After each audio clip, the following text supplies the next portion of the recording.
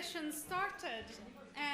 My name is Emma Norstad-Tickner, and I have worked with agriculture, land rights, climate, and of course biological diversity in a range of roles in civil society and the public sector.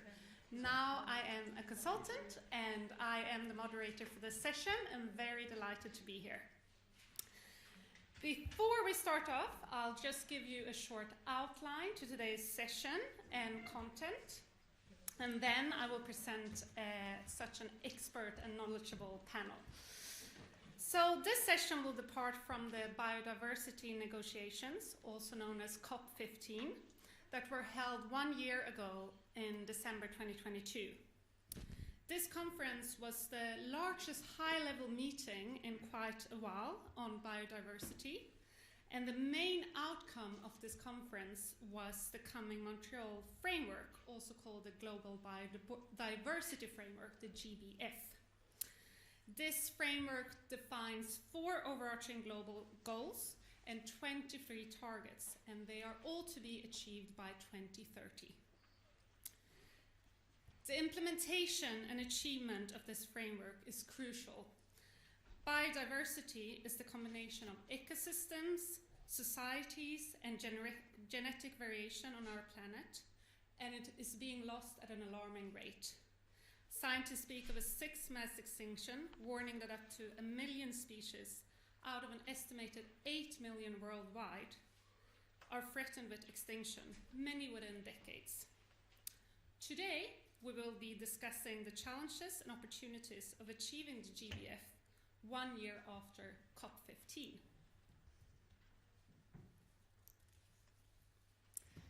I am so honored to be sharing the stage with such an expert panel today. This session will have 2 introductory parts. One that will focus more on the negotiations, taking the GBF forward, which will be presented by the chief negotiator working for the Ministry of Climate and Enterprise, Charlotta Sörqvist, and senior policy advisor at the Swedish Environmental Protection Agency, Clarisse, Kehler, Siebert. The second part will focus more on the implementation, turning GBF into actions, and will be presented by Anna Axelsson, senior policy specialist and coordinator on biodiversity from SIDA, and Raymond Samdog, monitoring evaluation learning officer from the 10-year facility. After their presentations, we will have a panel discussion with all the panelists. But first, I would like to welcome onto the stage Torsten Krause, senior lecturer at Lund University Center for Sustainability Studies. Torsten conducted his PhD research as part of the newly established research school Lucid in the Ecuadorian Amazon, studying the social, ecological, and economic effects of National Conservation Incentive Program. Since then, he has continued to work with topics around forest governance, conservation, and sustainable development in Ecuador, Colombia, Nigeria, and South Africa.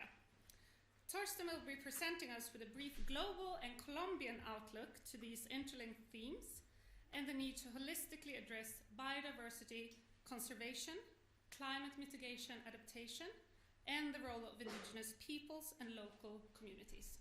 Torsten, welcome up.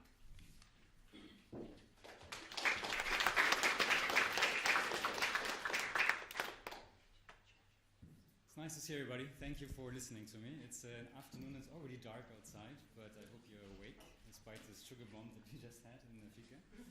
And thanks for a nice introduction, Emma. So I work at Lund University, I'm an associate professor, and I'm going to give you a very brief overview before we start with the panel. We know that we are facing several crises. I guess everybody in the room, you can agree that there is a problem. We know that we can't look at it from We have to look at it from different angles. We have to work together. We have to collaborate, dialogue, and together find pathways forward. We know that we cannot address climate change without looking at agriculture, biodiversity, and people. And if we talk about biodiversity, we also know that climate change is already and is going to be a major threat for many species around the world. Because of these interconnected, basically tipping points and changes that we already observe in ecosystems. Ecosystems are going to change. The speed of change is faster than species can evolve or can adapt to it, so we're going to lose a lot. Depending on which scenario we're heading towards, the effects on biodiversity are going to be pretty severe, and the consequences are also going to be severe for people.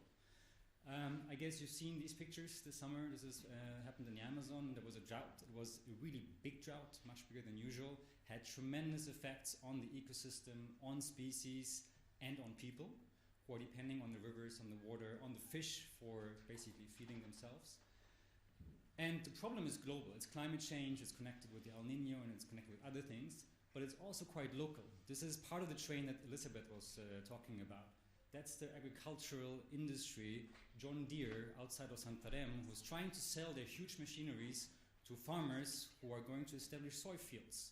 They can't sell those machineries if we don't have monoculture soy farms. So they're part of the problem, disrupting these flying rivers that someone has mentioned as well, generating rain for the agricultural industry that in the Brazilian Amazon, and they're not keen to change. So we need to talk to those actors and find ways to change it, because they ultimately need the Amazon as well, because the Amazon provides the rain that makes agriculture in Brazil competitive.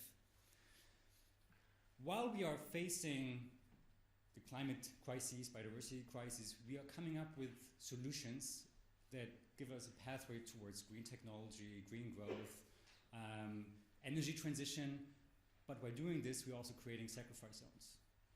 I just came back from Colombia. This is a picture of the southern Colombian Andean Amazon, the Putumayo region. This is a colleague, we're working together. Her name is Soraya Chindoy. She's from the indigenous Inga people. She is an environmental human rights defender. She is defending her territory, her ancestral territory, her indigenous reserve, which is situated in these mountains, against an international company who's trying to open one of the largest copper mines in the world.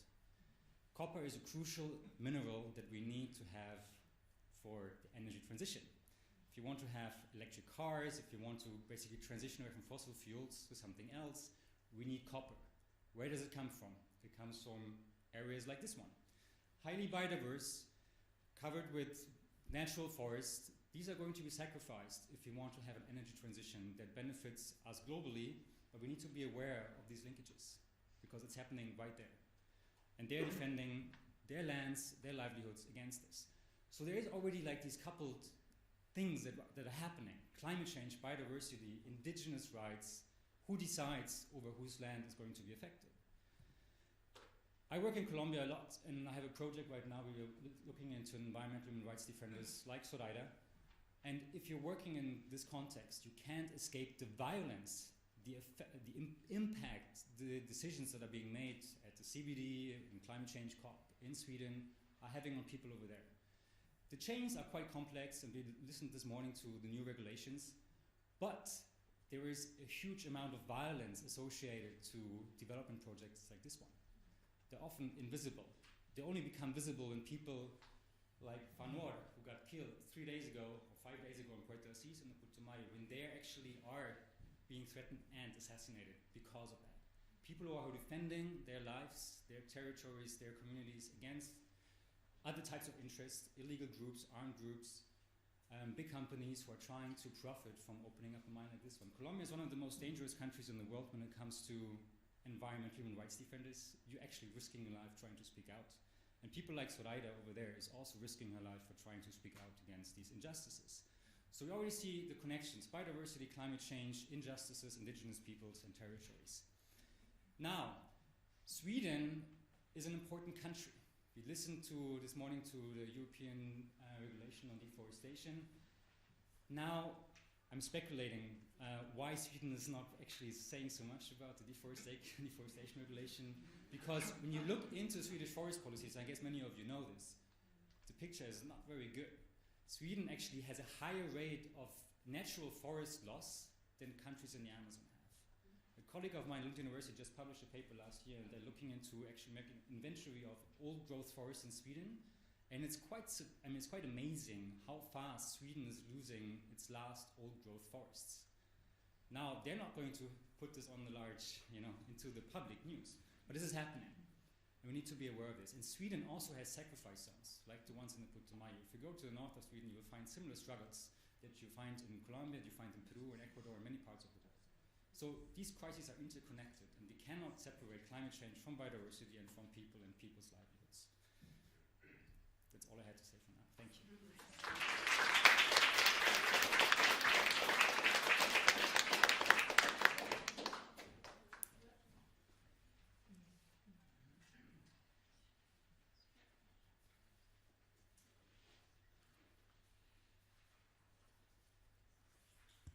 Hello.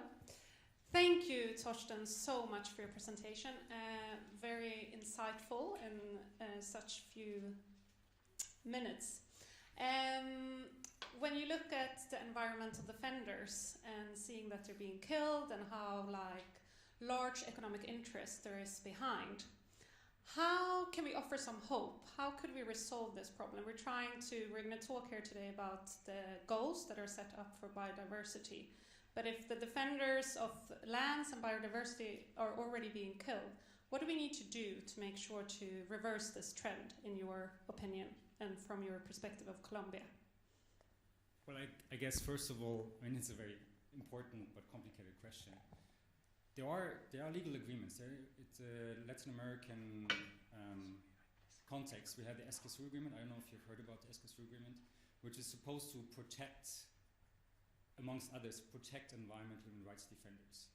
In a context like the Colombian context, where I work a lot, it's very complicated because you have the presence of large armed groups that are also benefiting from having certain supply chains that are not falling under the regulations that are currently in place. And when Myron, you mentioned this, gold, cattle, coca, and other things are very closely interlinked.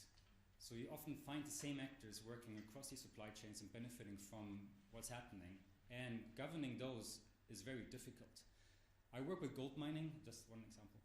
With gold mining, we have a very intransparent gold supply chain in the world. It's very hard to know where the gold comes from. That is stored in the Swiss banks, and they won't tell you where it's coming from either. Even when you ask, we tried asking.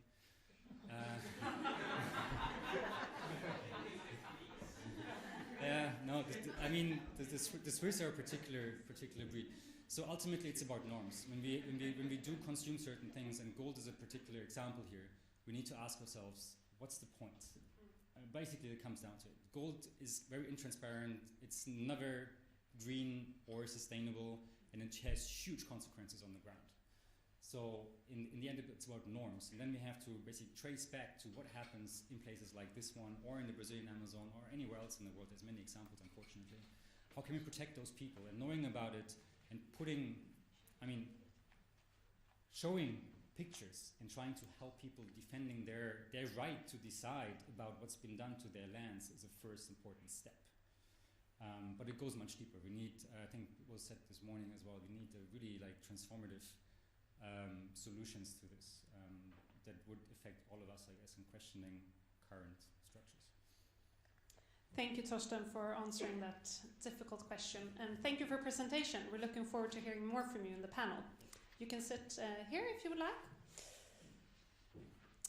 Okay, now we are going to zoom in on the GBF and the negotiations. And we will first hear from Charlotta Sörqvist, who has been in the center of the negotiations as the Swedish chief negotiator for the Convention on Biodiversity, and is also the chair of the CBD subsidiary body for implementation. Charlotta works at the Ministry of Climate and Enterprise, Division of Natural Environment. Charlotta, welcome up on stage.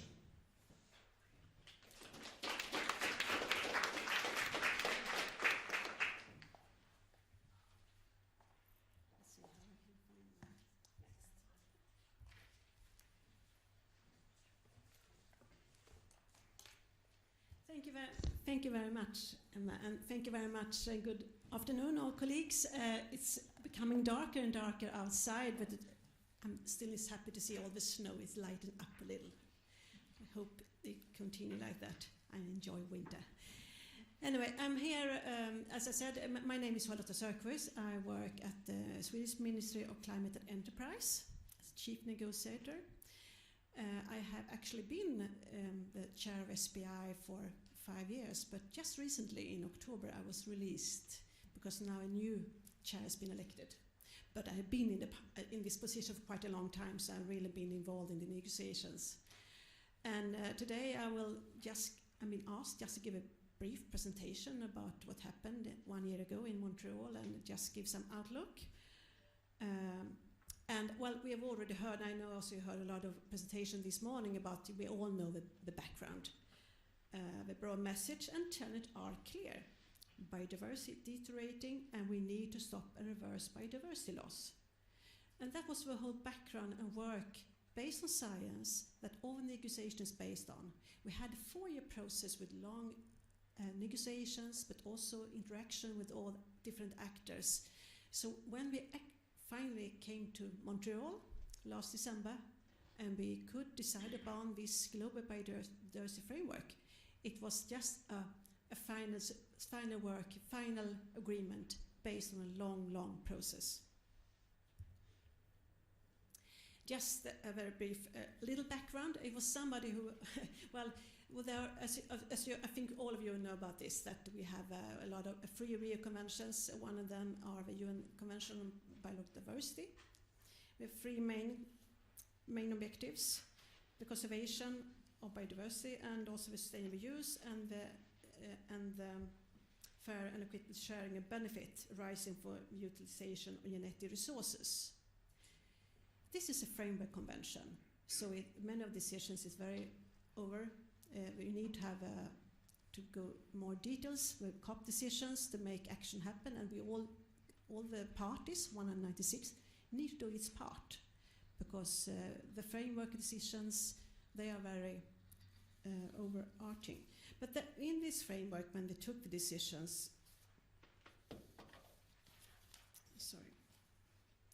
so what happened at COP15? Almost 1 year ago, we have this COP15 meeting. As I said, this was a final decision of a 4-year process. We took a decision on the coming Montreal Global Biodiversity Framework. I will not go into details with all the objectives and targets. We have 4 objectives for 2050, and then we have action-oriented targets with the aiming year of 2030. But you all know about it. But what I would like to mention today is that it was not only the targets itself that is important, all the whole package of decisions. We have decision on monitoring framework, resource mobilization, capacity building, but also one that is not here on the slide, but I think we will have more about when Clarisse is giving her presentation, is about the cooperation with other entities and other multilateral agreements. Because now is the time for implementation. Because it was fantastic. It was really a fantastic historical moment when we took decision about the coming Montreal framework. Indeed. But now we need to do our part, and we need to have an efficient and effective implementation. What will happen now in the negotiation is we'll continue to develop. There are parts that need to be developed more. We have a monitoring framework. We need to work on the methods, the indicators. We need to work more on resource mobilization. There are many areas where we need to have a more discussion and negotiation. And we have a COP already next year in October, COP16. And by then, the plan is that all parties should have presented their updated plans or communicated their targets, and hopefully can have a global stock take of some kind and see if we have in the right direction. My hope is, of course, that we have done a lot. I know there's a lot of work is ongoing, but this will be quite important year because we don't have much time. So just to conclude my presentation here, time is short. Progress needs to be seen. And we only have 7 years before we have a target year 2030. So, well, just keep in touch, be involved. We have a work ongoing, negotiations were going, a lot of open discussions that will take place. So hopefully at next year when I talk about COP16, I can also present that a lot of work has already been done. Thank you.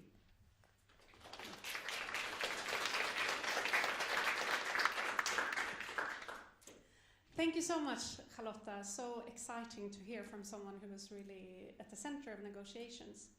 I have 2 short questions for you. The first one is, the theme of this whole day has been the role that Sweden can play. So maybe just to hear what role you feel that Sweden played during the negotiations. And then also, you were talking about that there's now a monitoring framework, a resource mobilization plan. How do you think this sets up for more success in the implementation if you compare to previous or other frameworks that exist globally? Yes, thank you very much for the discussion. Well, if I talk about the first one, I think that Sweden actually had been, we work, as you all know, we have a very important role to play within the European community and its member states, so we have a lot of cooperation, but we have also had a lot of experts that have contributed. When we have tried to have a share a burden within the EU, so we have actually worked very hard in some of the, if I remember rightly, I'm looking at my colleagues here in the room, I think that we have actually contributed a lot when it comes to genetic diversity and some of the indicators, right? I think so. So you can see actually that some points that actually some Swedish experts have contributed, and we have also tried to put in the right their suggestions into the framework.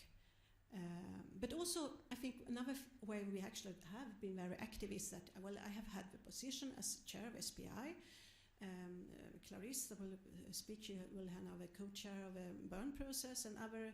We have tried to be as active as possible and see where we can contribute, and that's also an important part, because we also bring home things. We bring home cooperations and try that could also help us when we continue our negotiations. And when we come to your second question, I think that one thing that's, if you compare to previous the Aichi targets, I think that hopefully, many of our targets are more measurable than before. Another thing is very important, we actually will try to have some kind of planning and review process that has not been in place before.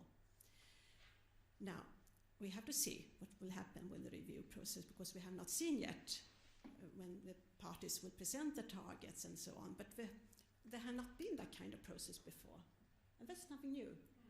Hopefully that will help also for all. It will help us, it will help other parties to actually work, and if you need to present something, you have to do something at least. So hopefully that is something that is new that will help us all. But I think when you look at the targets, we have tried to cover all areas, and I think that, now it's up to the implementation process to see. I think we have a good framework, and that is a good basis. Thank you. Thank you, Charlotta. I'm sure we're all looking forward to hearing more from you in the panel. And you can also sit down there if you would like. We're going to continue on the GBF and the more policy perspective of this. And now we're going to welcome the next panelist up on stage, Clarisse, Kehler Siebert. Clarisse is a lawyer and holds the position as Senior Policy Advisor at the Swedish Environmental Protection Agency, Naturvårdsverket, where she negotiates biodiversity and biosafety issues under the Convention on Biodiversity. Clarisse also co-chairs, like Charlotta mentioned, the international UNEP facilitated process for synergies, the burn process, which we'll hear a bit more about, which is tasked with aligning efforts between international biodiversity-related conventions in order to implement the GBF. Welcome up, Claire. We are so interested to hear your perspectives.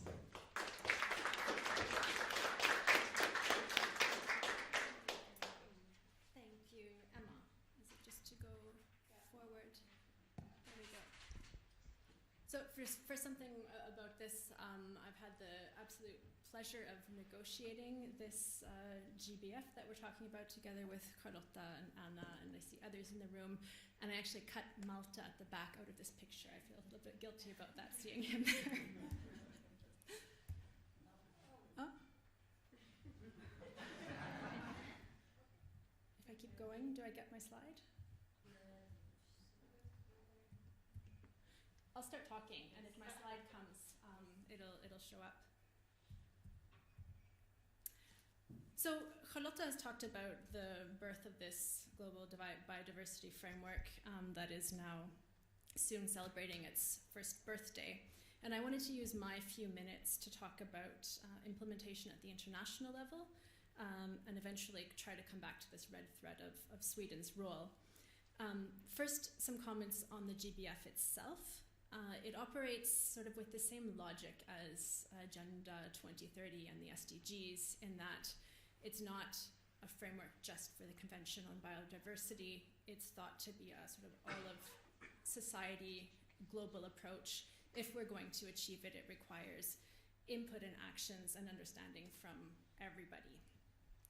The first 8 goals are about reducing threats. Do you want to do a switch here? So those are the goals then about the actual sort of conservation and restoration of nature. And then there's a section on meeting people's needs, which goes into a bit what Torsten was talking about. I mean, we have agriculture and other challenges. We've heard about mining. There's a lot of nature on which people are dependent, and that's what's addressed in the middle part of the GBF. And then the last set of goals talks about tools and solutions. We need financing, we need capacity building. It talks about engaging the relevant actors, having a gender perspective with it, etc. So the GBF is not just a plan for the CBD, but for everyone. That was my first point. And this means that other environmental agreements also need to be involved. I'm so sorry, but just No worries. here it is. Unfortunately, they are to some degree. When we were negotiating the Global Biodiversity Framework, of course, other biodiversity relevant frameworks were present, and lobbying, of course, for their interests to be reflected. And here's my illustrative slide. Don't worry, the point isn't to actually be able to read it. I'm going to use it to make some points. You can test your knowledge of international agreements by looking at the icons at the top. We have CITES. Anyone know what that is? Yeah, okay. We have CMS. We have IPPC on plant preservation. We have the new international agreement. On this one, I always need to look up Treaty on Plant Genetic Resources for Food and Agriculture. Okay, and whaling is there, Ramsar, conservation of wetlands. And here you see in a very reduced shorthand form the targets of the Global Biodiversity Framework. And my point with showing this slide is to say that it's great, a lot of work is already happening. I have a second slide that looks very similar. Oh, there we go. It has a different set of agreements and processes up at the top, which you'll also recognize. There's Agenda 2030, the Desertification Convention, the Climate Convention, Basel, Rotterdam, and Stockholm on chemicals and waste, and POPs, and the last one is Minamata on mercury. So here, and the point of showing this set is clearly it covers different parts of the GBF, where the biodiversity-related conventions on the previous slide were weaker on the tools and implementation and stronger on the conservation restoration parts. Some of these compensate. There's another point to it, though, and that is just that these boxes are checked. It doesn't mean that these are all working towards the same aims and purposes. There's also a risk for conflict when you have multiple agreements working in the same areas, but perhaps with different objectives. And the sort of low-hanging fruit of examples here, of course, is climate change and biodiversity, which I'll take since it was already lifted. But you can plant trees as a climate mitigation action to help the climate. It doesn't really matter what kind of trees. It could be a large monocrop, which could be devastating for biodiversity. And at the moment, at least at the conference of the party level, there's no way for international environmental agreements to talk to each other officially. Sometimes we're the same negotiators sitting in one or the other, but they can't communicate. And so there's a process now called the Bern process on synergies between biodiversity-related agreements, which I have the pleasure of co-chairing right now together with Mexico. And there the idea is to bring representatives of all of these environmental agreements that you see here, and some others, and a broad representation from relevant civil society and indigenous peoples and local communities together to discuss how we can implement the GBF together in a synergistic manner.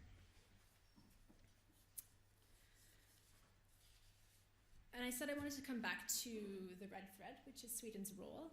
And one way that we are, and this has already been mentioned by Charlotta, but I think one way we can punch above our little Swedish weight sometimes is exactly by leading international processes.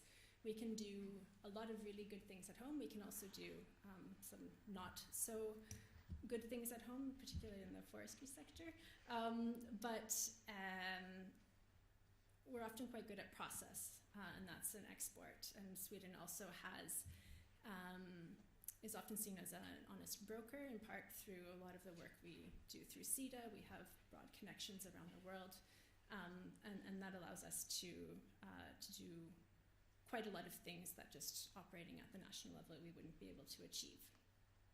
We also took the opportunity during our recent presidency of the EU Council, the first half of this year, to get the EU Working Group on Biodiversity, which Charlotta and some colleagues were chairing, and the EU Working Group on Climate Change to coordinate.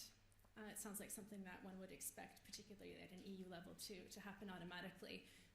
But it doesn't, and it never had, and it meant that civil servants all over Europe working with biodiversity had to find their counterparts working with climate change and talk to them and actually agree on something. So there's small ways which can actually achieve quite big results. And I think that's something that we've been able to come with.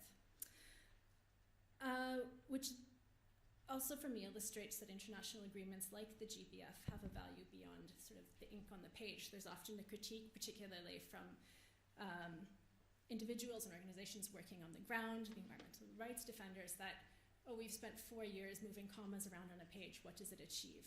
But it catalyzes at the national level, at the regional level, the subnational level, conversations that help us to put in place the tools and the review mechanisms that was also just mentioned to start working towards these goals. And it also leads to conversations like the one that we're having here. And I think that's all I want to say. Thank you.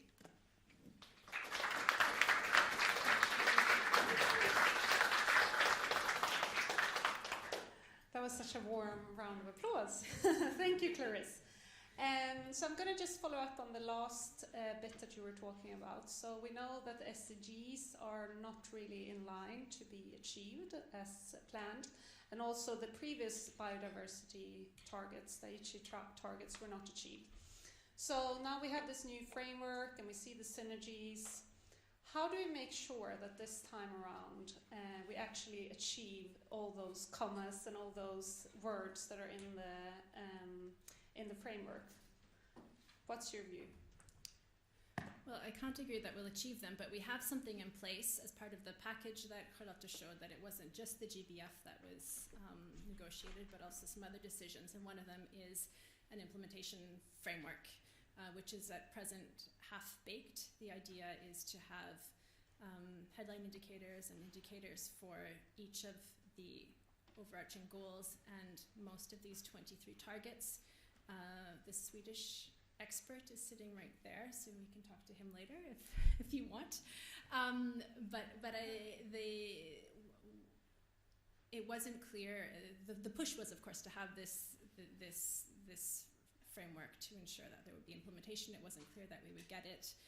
So having something is better than nothing. And right now, within the other subsidiary body, which is on science, one of the discussions going on is the fine-tuning of these indicators. So how are we going to measure it? In order to know whether you've achieved it, you need to know how you're going to measure it. And we only have 7 years, and I think a bit of the exercise in the coming year is to weigh, do we want the perfect indicators, or is just having some indicators sufficient so that we can get on with it? And that'll be, time will tell, but that'll be our task. Thank you. I think we can come back to this as well in the panel. Thank you so much. Magdalena, do you want to swap around here while I introduce the next speaker? So I think also this was a great bridge to the next part of this session, which will be more on implementation. So we will start by welcoming Anna Axelsson up on stage. As I said, Anna is the Senior Policy Specialist on Environment and Climate Change at SIDA's Policy Support Unit, with a special responsibility for SIDA's thematic work on biodiversity. She is responsible for a government assignment that aims to strengthen SIDA's operations in terms of integrating biodiversity and increasing support to the protection and restoration of biodiversity, as well as supporting the government on issues related to the Convention on Biodiversity. Welcome up, Anna.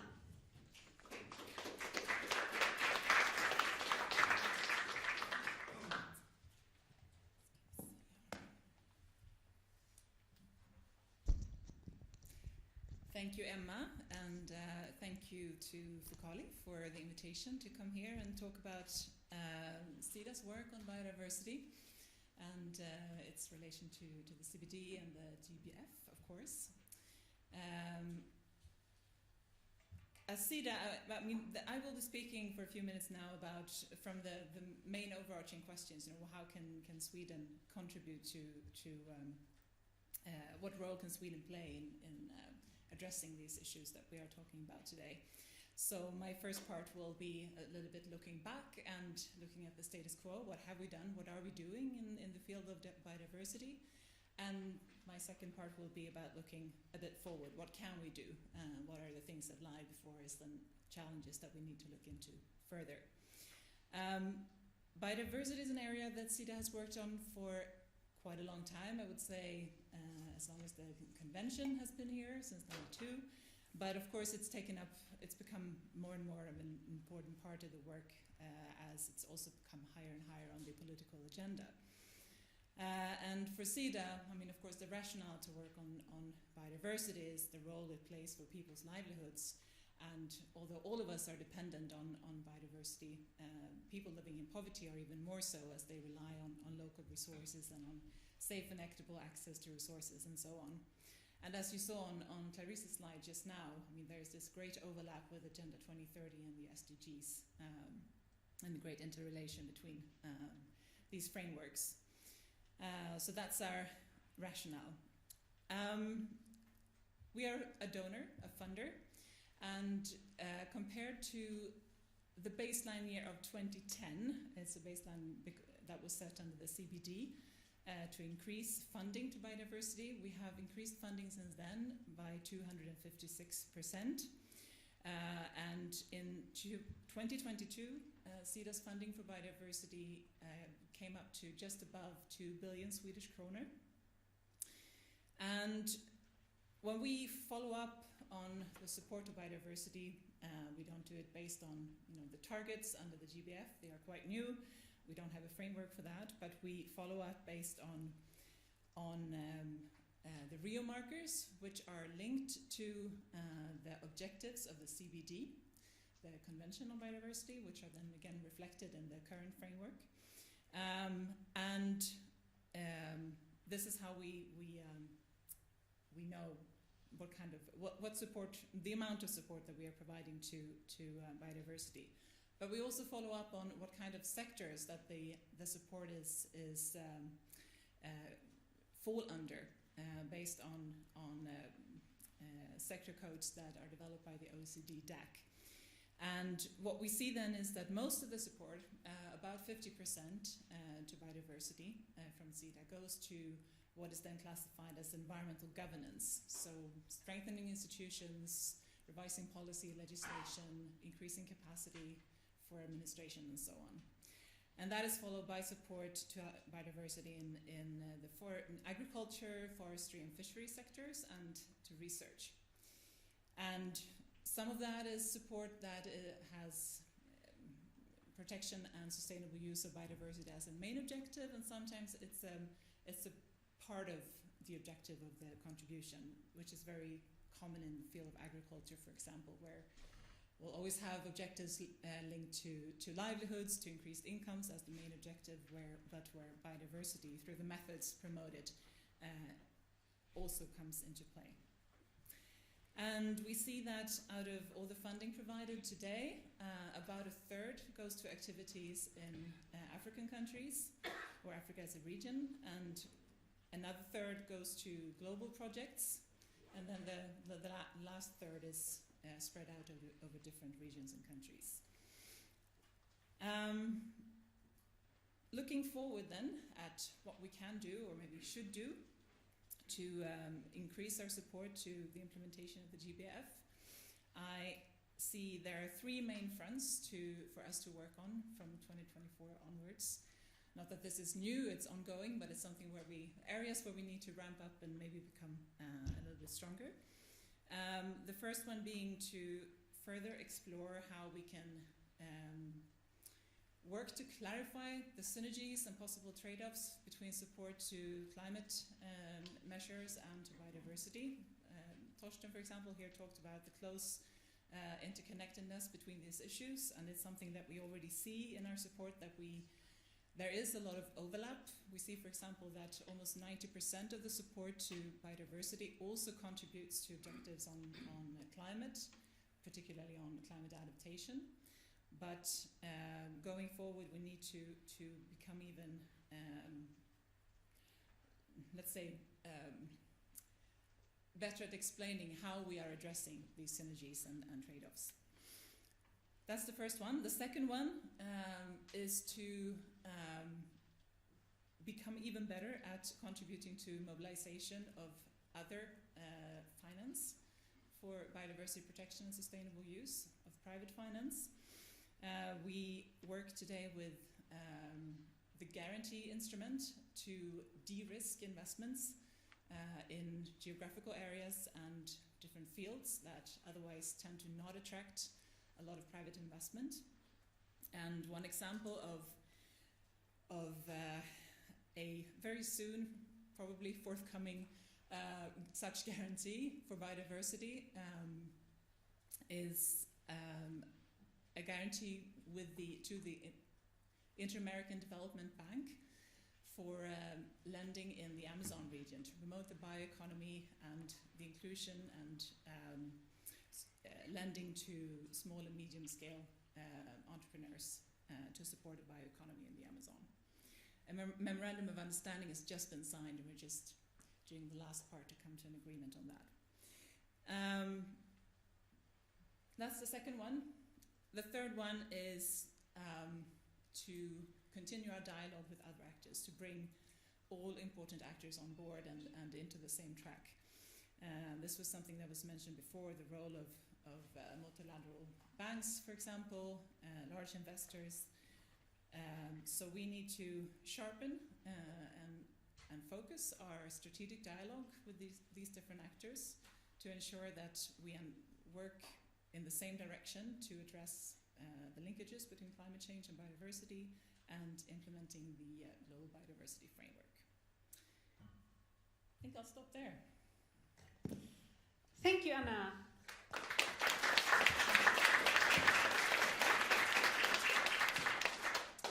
So interesting that you brought up the guarantee. I also just read about it, and I think could be interesting to hear a little bit more, because you often hear that there's like a trade-off between the private sector and the private money and goals around biodiversity.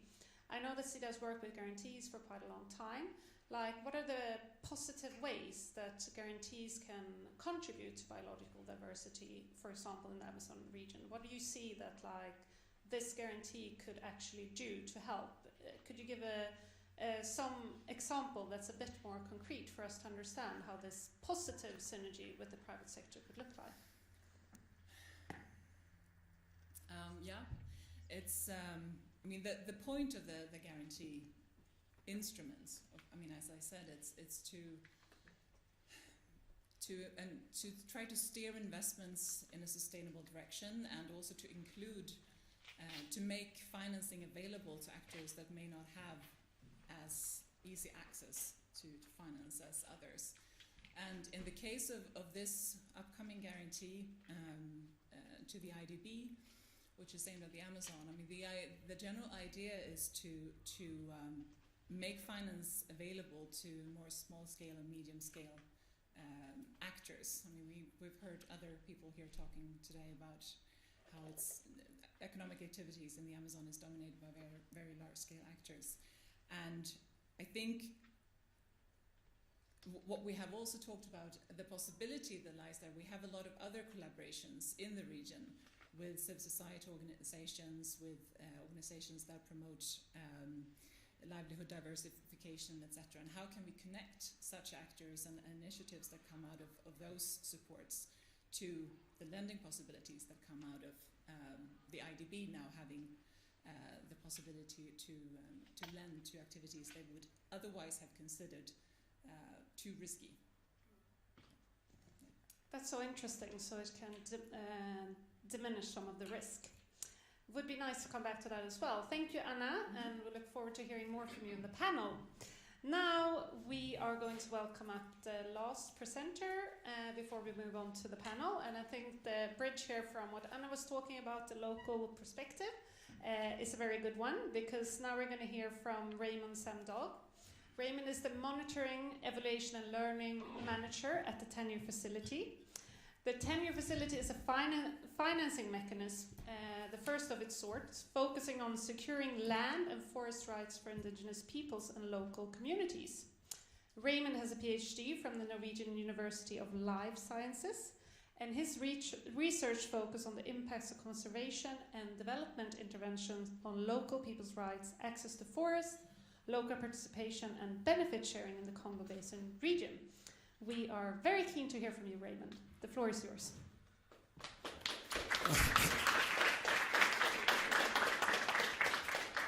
Good afternoon, everyone.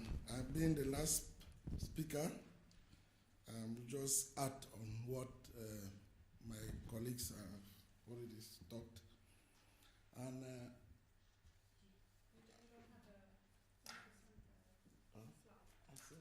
okay, anyway, we'll talk. Yeah,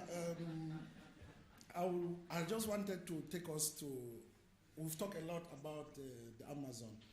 I wanted to bring us to a different context, the Congo Basin. So my slide was just a map, because when we talk about Congo Basin, many people still don't really understand what is it. It is really another important lungs of the earth. And I just wanted to focus on the Congo Basin and to look at how this new CBD can be implemented. And my presentation focused more on target 3, the 30 by 30. How can we achieve it in the Congo Basin? Because the 30 by 30, the target 3 talks about increasing the protection of biodiversity by 30% in 2030.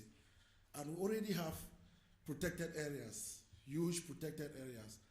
Where are the space? Where do we have the space to increase it? I will focus my talk here on right-based conservation, because that is where the opportunities come to achieve this 30 by 30, particularly in the Congo Basin region. And based on this, why right-based is important, because it remains the only approach to conservation. And because it focuses on the effectiveness and the equity in conservation outcome. The protected area approach has not worked, which is more of the militarized, the police has caused more harm to indigenous community in the Congo Basin, has evicted them from their land, has threatened their livelihood. So the right-based approach is the alternative.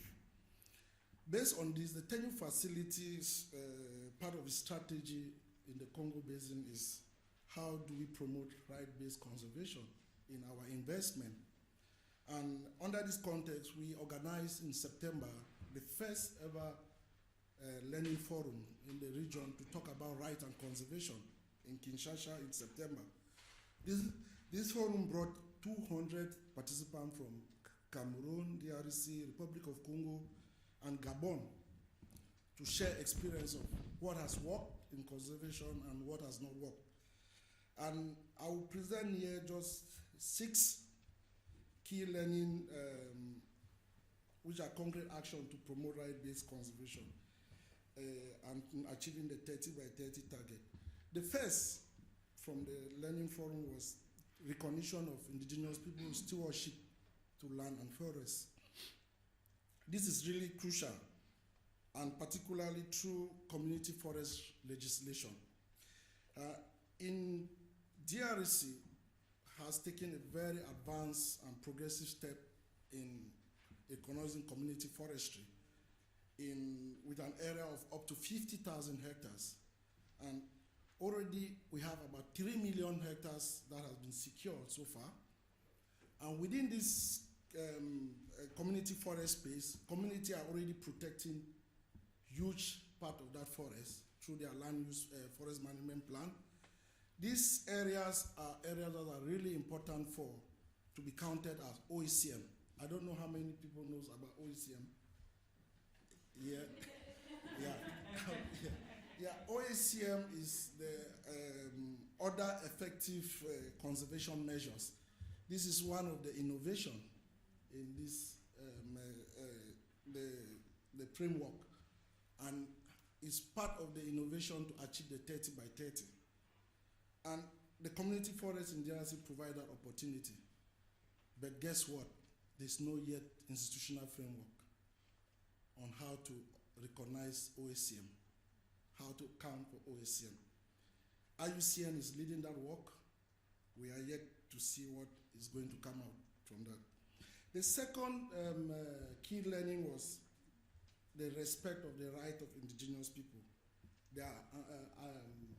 And their unique knowledge system. This is also very crucial in achieving the 30 by 30 because indigenous people knowledge is very important for the indigenous conserved territory or conserved area, which is also counted as the ICCA. The ICCA, these are indigenous areas, conserved territory, like their sacred site, graveyard, all these areas are also to be documented and registered as part of the 30 by 30. This has not been done. The other countries like Indonesia have started registering that. In the DRC, they've been piloting on how do we register this area. These are huge areas where pygmies and other indigenous people group have been protecting over the years. The third action was FPIC. How do we implement FPIC? And what are the challenges? Yeah, this is really crucial because FPIC is a very important instrument for indigenous people.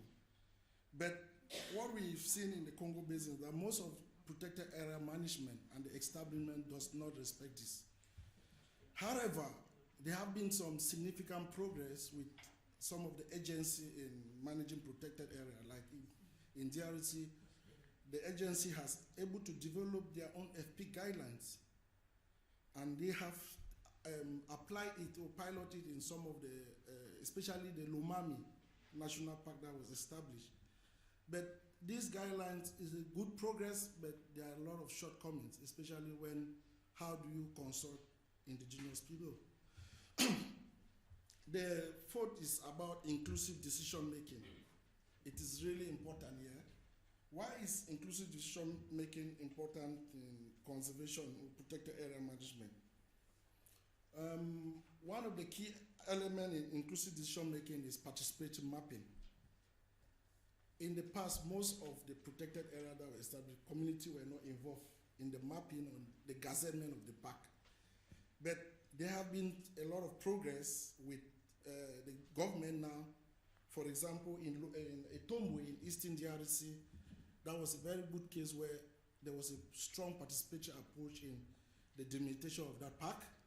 In Lomami, There have been also community participating in mapping out those parks. But however, the aspect of co-management and involving community in decisions, strong decisions about the management of park is still very, very limited.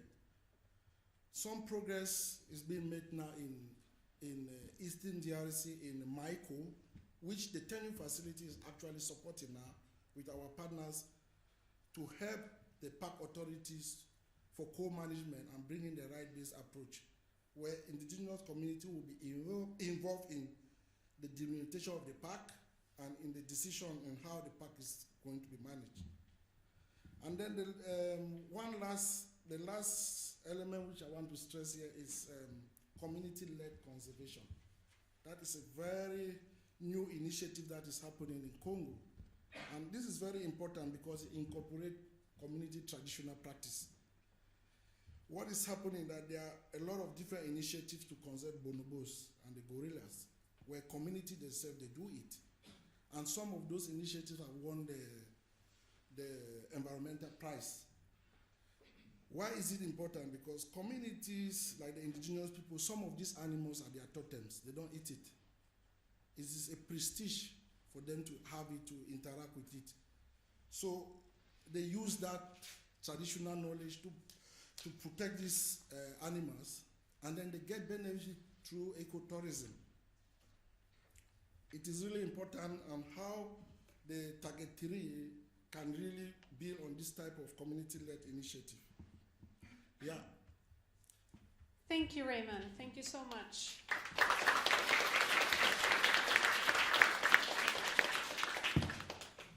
So I have a follow-up question for you as well, Raymond. Do we have the mic there? Yeah, great.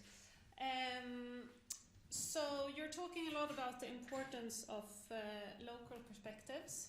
So in light of the framework that we've been hearing, what do you think are the most important actions now going forward to make sure that indigenous peoples and local communities are included in a holistic way?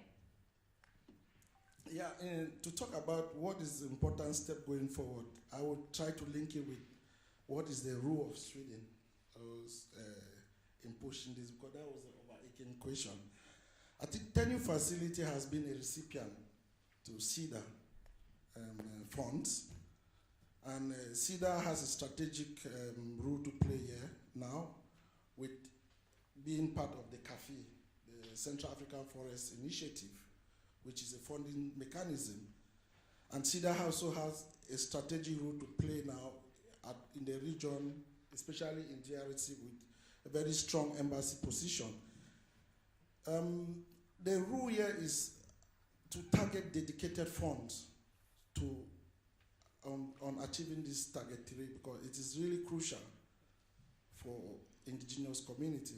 How do CEDA or the Swedish government develop targeted funding that will really promote right-based conservation in Congo is really, really important. Thank you so much, Raymond, for your answer. And now we will move into the panel discussion. And I will open up for some questions from the audience. But first I'm going to start with some questions myself. So think about if you have any questions and raise your hand. And you have some time to formulate them. So I'm not going to ask questions directly to one person, but when you feel like you have something to contribute to, just let me know, and there are 2 mics there. So I think we've been hearing a lot about the framework, we've been hearing about CEDA's implementation, tenure facility, a little bit from the research perspective. From your different perspectives, what would you say is the most important step now during maybe the coming year or the coming years to make sure that the implementation of the framework is fully achieved and that Sweden can also play a part in this achievement?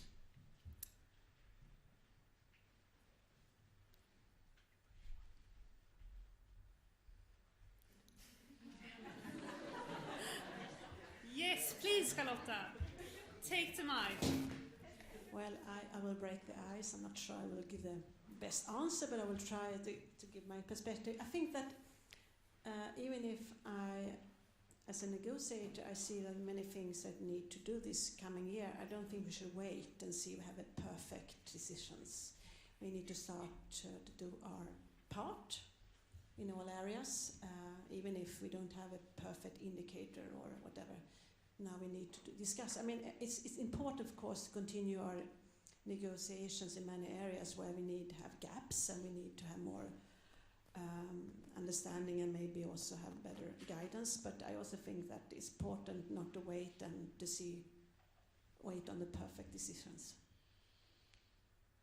Thank you. Someone else who wants to... Yeah, Anna, please.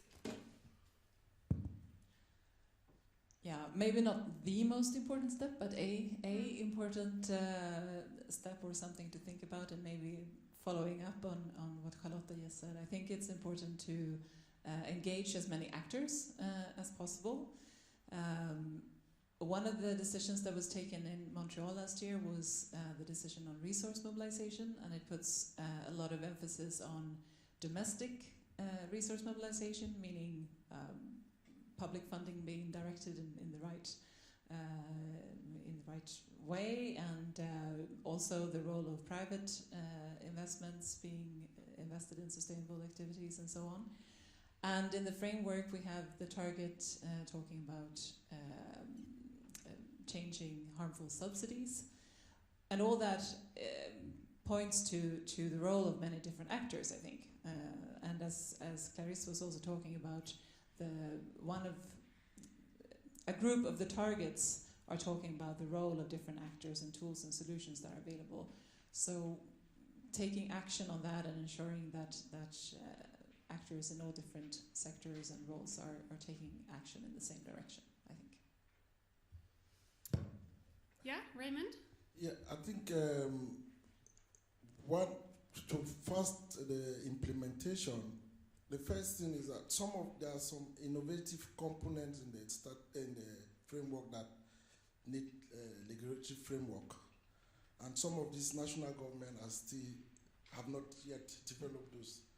Like I talk about the OECM, the ICCA, and a host of other that was introduced in the framework that was not before. Need some institutional arrangement how this will be recognized and reported on. And also on the monitoring part of how do we monitor the implementation. So far, UNEP, WCM has this database on monitoring the key biodiversity critical areas. But there need to be more rigorous and ground level monitoring system that is not more at the international level that can connect to this UNEP WCM database, which is not yet there. Especially the ICCA register in some of the countries, which is directly focused for indigenous community. They see a lot of challenge on how do you connect it to the UNEP WCM database in monitoring this implementation. And at a regional level, there need to be also discussion.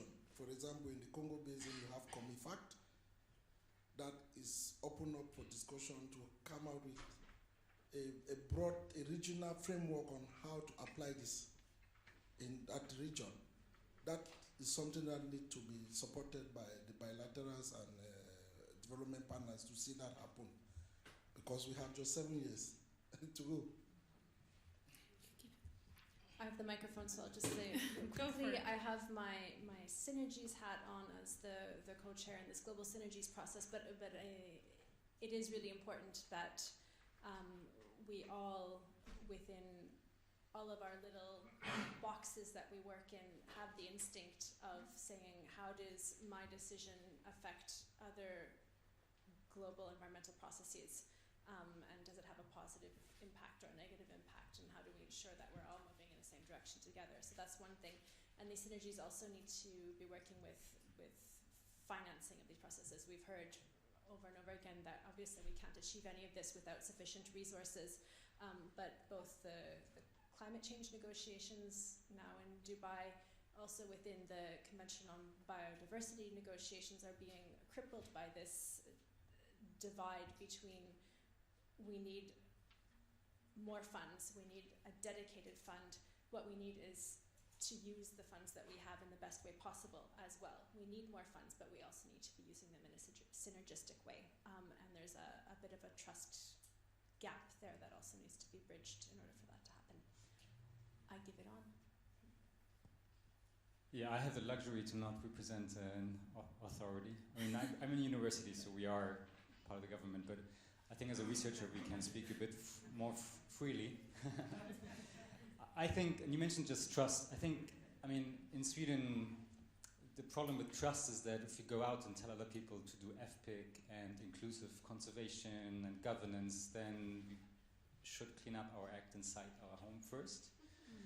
And I think Sweden sits in the glass house very much when it comes to indigenous people's rights. And we know this when it comes to inclusive decision making, when it comes to FPIC, when it comes to forestry. In Sweden itself, I mean, I just looked it up yesterday, we know, and monitoring, we know enough to act, I think. We don't have to develop more.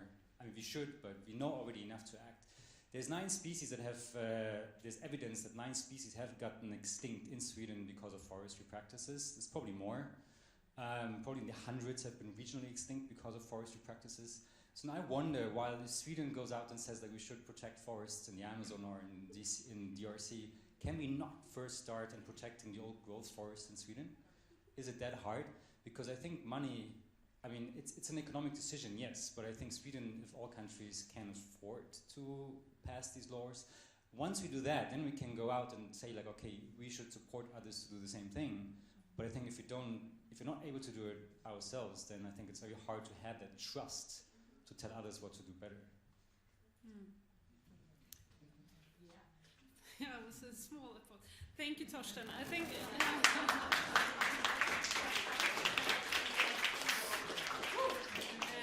I think that's a very interesting perspective. It's like looking at yourself in the mirror first, right? Anna, did you want to come in? Can I? Yes, you can. Well, I thought of another thing, and maybe a little bit more concrete, and also building on the thought of synergies, because during this year, like Charlotta said, the NBSAPs, the plans for implementing the GBF are supposed to be finalized in all countries.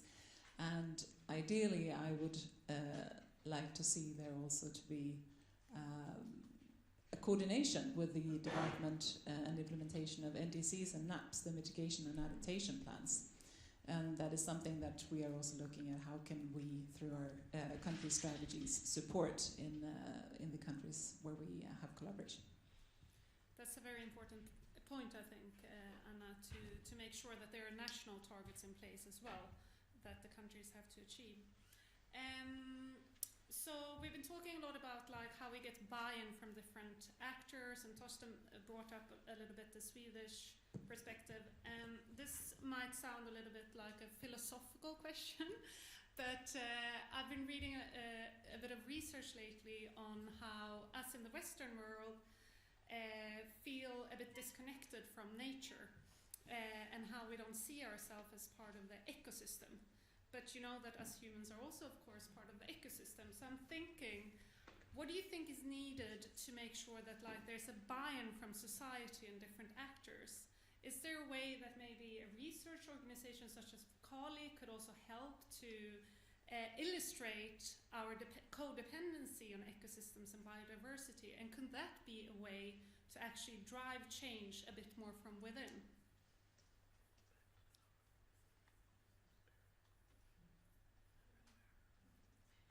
Raymond, I'm thinking about the indigenous perspective because I think indigenous peoples are often known to live closer to ecosystems and to feel more part of that system. Have you got any lessons learned from their way of living in your work or in the experience of Tenure Facility, and how that's maybe a way to be more mindful and put more importance to the biodiversity and how important it is for us as well as a species to survive? Yeah, I think the indigenous people way of life and living has been subjected to denigration, savage, uncivilized, and this is the foundation from this human rights issue. Because you cannot tell somebody that the way you live is uncivilized. is not good, it's not right. So that is the foundation on why the human right approach in conservation is really important. It is fundamental. That approach is to address the social injustice that has indigenous community have faced over the year. The communities, if you look at the indigenous communities in Latin America, they have, my colleague here just showed, the North. These are the type of things that they say, no, you don't eat it, it's wild. But that is the nature, that is their interrelationship, the connection with the nature, that is really, that is a value in itself, intrinsic value. And if we even do evaluation, how do you measure that from an economic perspective? You cannot put price on that. So based on that is, how do we revamp their unique traditional system? Or sometimes they say there's capacity building, they don't have capacity. Or indigenous community are poor because we look their lifestyle and their way they relate to the environment as under the lens of poverty. But these communities, they are not poor.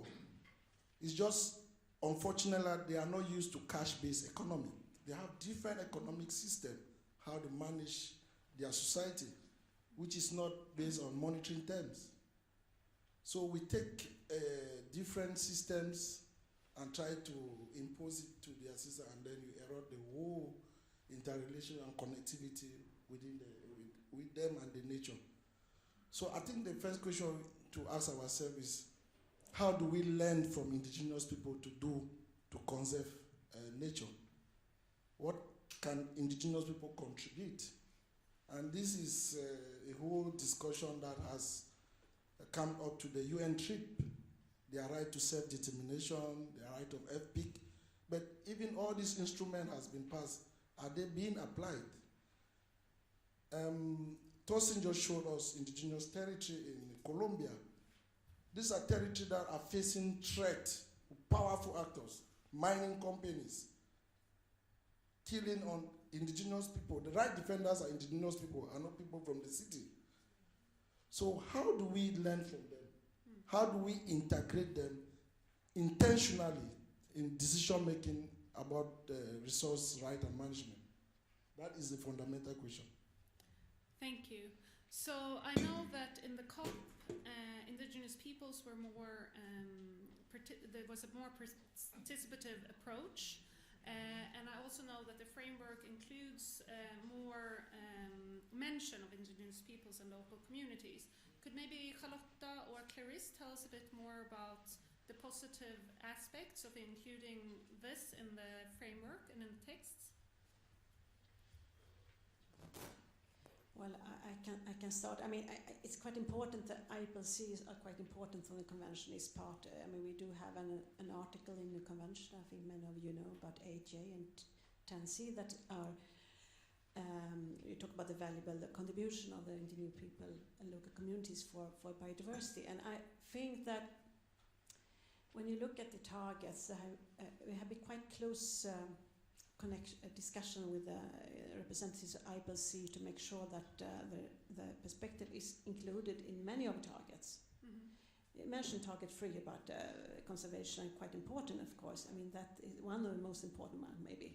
Many of the areas that are I mean, there are some targets that are more relevant than others, but I think, hopefully, not only target 3, I was talking about a target about 21, I think. Was it 22? But the contributions and because it's also important to have a close participatory process when you take your actions to make sure that you also include their knowledge and their perspective on the conservations they use. If you want to add something, please, maybe, or maybe Anna. Otherwise, I think we can take questions from the audience. Yeah. Rosa, perfect. Please, can you give her the mic? Okay, thank you. Yeah? Hello, Rosa Goodman. Thank you for all these. I was wondering about, a really fundamental question, because we throw the word biodiversity around a lot, and I'm just wondering what you all believe is our common understanding of the use of that word, and what you would prefer we think about it. Because as far as I understand, pretty much whenever people talk about biodiversity, they mean biological diversity. Even that is just so, it means a million different things, or a million ways to quantify it. And there's always omission errors. But then on the Convention for Biological Diversity, that's only one point, and then there's the sustainable use and the equitable benefit sharing. And I see so few people in my space, at least, talking about that, and I just wonder what your perspectives are and how we can be more inclusive of all those goals. Thank you, Rosie. Back to definitions that Elizabeth was also talking about, right? Who wants to try and address that question? Yeah, Torsten, great.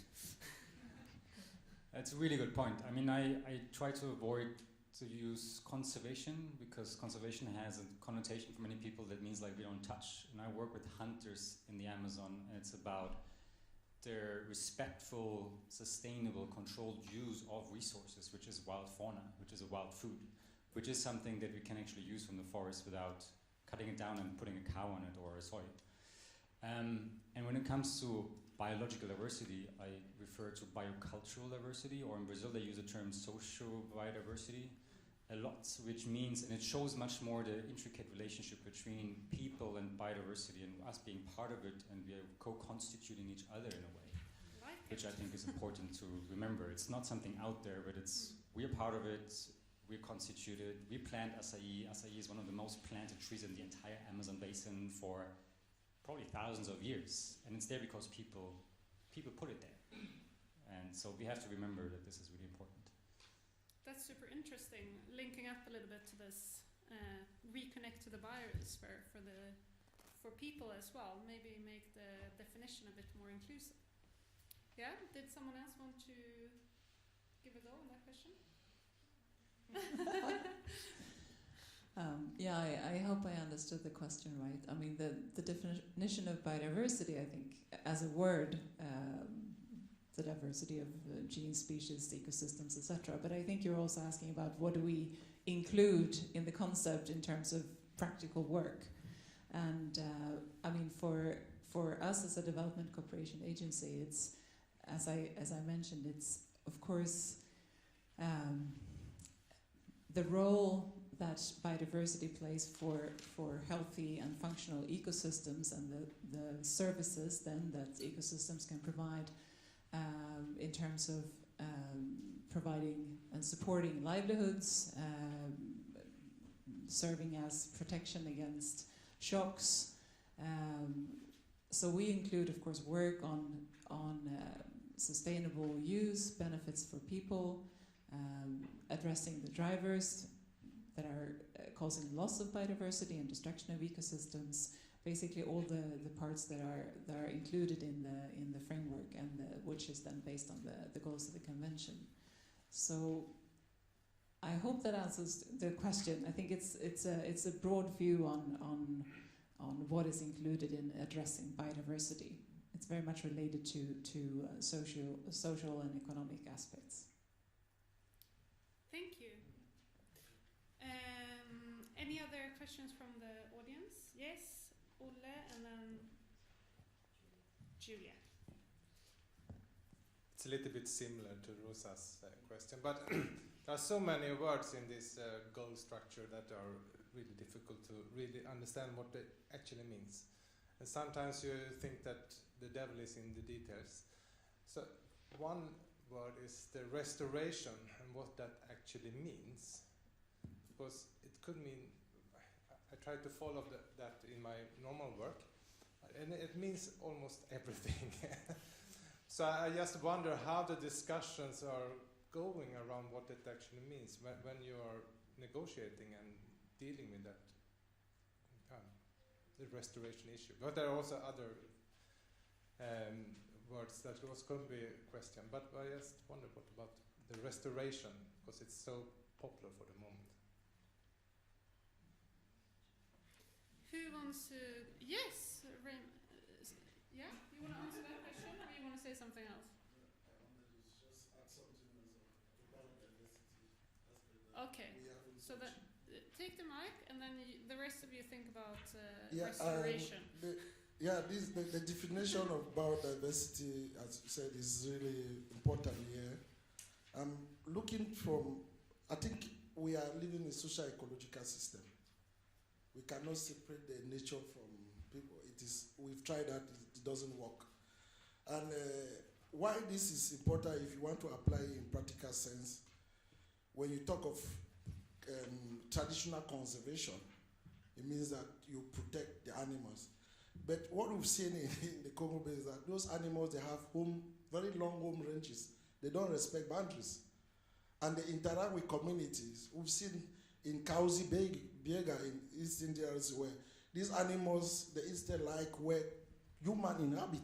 The gorillas, the bonobos, they like to go there to eat bananas where humans inhabit. And they are friends. So how do you separate them from their family? How do you separate them? That has been a big issue in this police conservation. I call it conservation because that is how it has been indoctrinated to this community, that you have to conserve it. Secondly, you have the pygmies, the Baka pygmies in Cameroon.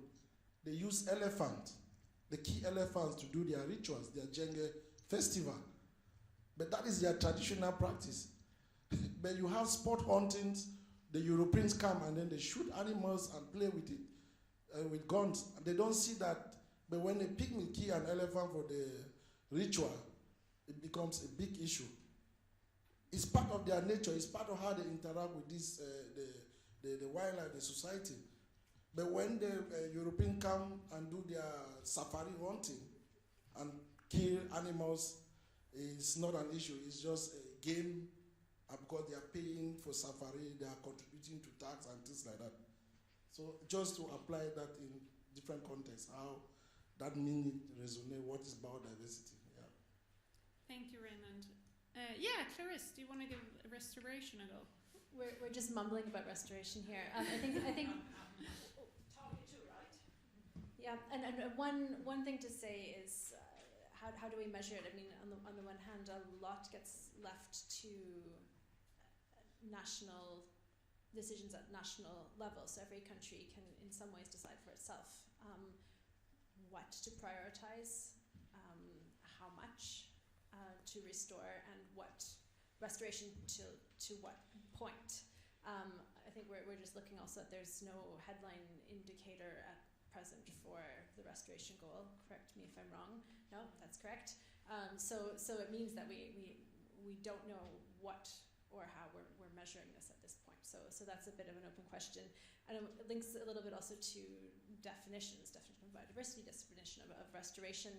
Something we haven't mentioned is during this long negotiating process, there was a glossary running in parallel to negotiating the GBF, where it was also a bit of a negotiating tactic. Whenever you couldn't agree on something, well, you could put a definition in the glossary, and then in the last minutes of panic, the glossary disappeared and wasn't part of the final agreement. So there's out there in the universe this really, robust set of definitions. I don't think restoration is there necessarily, but that accompanies this. While it doesn't exist right now within the CBD, I was just at a regional European convention negotiating last week, the Bern Convention, and there the standing committee said, well, it's a really good set of definitions, why don't we adopt it? So now it's an appendix to the decision from, so this set of definitions is living on somewhere, and may come back, for better or for worse. Do you want to say something more on restoration? Just to add one point, because as I said before, that it's not only about protecting biodiversity, we have to reverse biodiversity loss. So target 2 on restoration is quite important, even if I think we also we wanted to have another kind of target in the beginning. We want to have some hectares, I think, from the EU point side, because it would be easier somehow to measure it. But now it's in the percentage, so well, you have to have some kind of baseline. We don't know yet what that can be. Still, I believe it's quite important. We wanted to keep it. We wanted to have it here because it's quite important not only to focus on what's over there, we also need to focus on the reversing biodiversity loss. Thank you. So we have 2 questions. We're going to take them both at the same time, and then I'm asking you to keep answers quite brief because we're running out of time. So Julia and Elizabeth, you can both ask your questions, and then the panel can answer to both of them. Okay, so I have to work a little bit through this question, but I think it ties back into what you said about the social ecological relationship that we're missing really in the Western sphere at least. And my question comes from the context of being a recent graduate, right, from a Northern European university where innovation, sustainability, and all this very forward-thinking framework is imposed onto us. Then I realized through my own research that monitoring, evaluation, and learning, what Raymond does really, talks about how this innovation, this manipulation of nature, call it conservation, adaptation, what you want, is the real issue. And so what we learned, the learned lesson is that our current framework of forest manipulation in this sense is not working, especially from the EU perspective. So once we learned this, right, and I guess I'm talking to the panelists that are most engaged with negotiations, because I am as well from the youth perspective. Once we learned that our framework is not working and that we're losing connectivity with nature in our Western society, and that we have to talk about how to change our standards of understanding also of forests in Europe. What happens then? Like, what happens in these conversations? What happens to the kind of emotional aspects that are tied to a relationship with nature that are not valuable in a monetary way, like Raymond was saying? So how do we measure this? How do we integrate it in frameworks that are very structured on the capitalistic way of thinking, really? So it's a bit of an elaborate question, but I'd like to know why socio-ecological relationships don't work in Western Europe or the United States. That's a very interesting and analytical question. You have some moments to think about it while Elizabeth also asks her question. Well, how can I match that thing? That's a really good question. I wanted to come, maybe it's a bit similar though. I wanted to come back to target 10 that you mapped out, Clarisse, but I think you mapped out all the targets. And I was noting that target 10 on agriculture and all the rest, don't remember exactly the details of that, but it refers to agriculture. It was mapped out against almost all of the different categories that you had there on conventions and targets.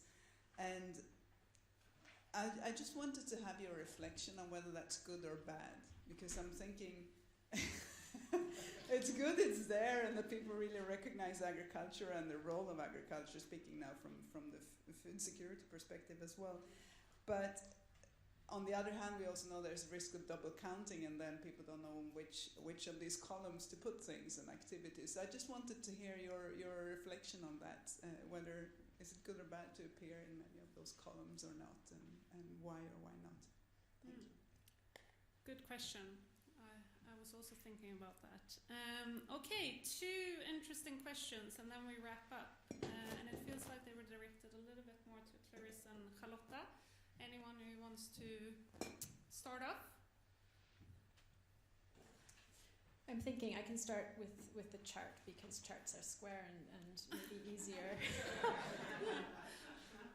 So for those who don't remember, Target 10 addresses areas under agriculture, aquaculture, fisheries, and forestry that are managed sustainably. And of course, this I should have said something about what this mapping is. It has draft written across it. It's at a draft stage, and it's being conducted as background information for this burn process on synergies. And it's a very sort of rough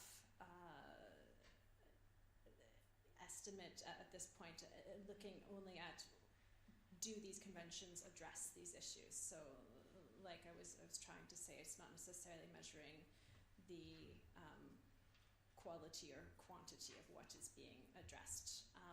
That all of the conservation agreements are concerned with these issues should be obvious. You can't ignore them. So I think the sort of cop-out answer to the question is that it doesn't mean very much. I think we could come back to the risks that I was talking about. It can be that, oh, this is addressed by elsewhere, so we won't focus on it. The other risk, of course, is that they're addressed in counterproductive ways within different processes, and that's why we need to have a process that focuses on synergies and conflicts between international environmental agreements and conventions. More reflection than that I don't really have right now. And I'm looking at you. Yeah, Charlotta, do you want to give Julia's question a go? Just was if you asked me if we were happy or not with this target, I was seeing if my colleague Johan maybe is here, because I think you followed it. Were we happy? Were you happy? Target 10. Should I speak without the mic? Yeah, I don't think we were very happy with the outcome of those targets on sustainable use, really, as a general sort of comment. Well, I think you're right. As you said, I mean, I think in the beginning, if you're talking from our perspective in our group, and the European Union wanted to have more measurable targets on this, and it's not. But at least we do have some headline indicators, and that's a good thing, as we do have it on the target 2, for instance, and some complementary indicators and so on. So there are some, hopefully, when the result of a presentation by parties will say something about this. So even if a target itself is not that measurable, I think the whole overall picture might be useful to have all the indicators at least. But I will hand over to my colleague here to say more. No, I just wanted to add this discussion for the target 10. It came out on the recent Three Basin Summit in Brazzaville in October.